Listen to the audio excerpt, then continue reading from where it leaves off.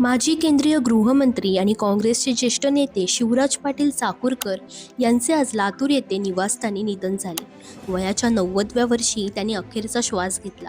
वाढत्या वयामुळे ते काही काळ आजारी होते आणि घरीच त्यांच्यावर उपचार सुरू होते.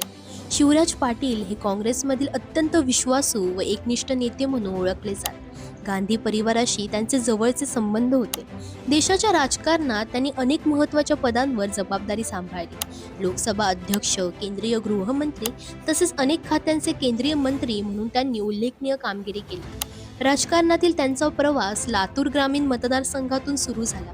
1973 मध्ये ते पहिल्यांदा आमदार झाले. त्यानंतर त्यांची प्रगती वेगाने झाली.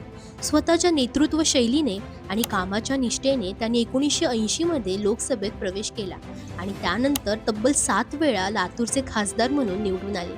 देशाच्या सुरक्षतेसाठी घेतलेले निर्णय असोत किंवा संसदीय कामकाजातील शिस्त, शिवराज पाटील यांचे योगदान सदैव स्मरणात राहील. पंजाबचे राज्यपाल म्हणूनही त्यांनी कार्यभार सांभाळला आणि तेथील प्रशासनास स्थैर्य आणण्यात मोठी भूमिका बजावली.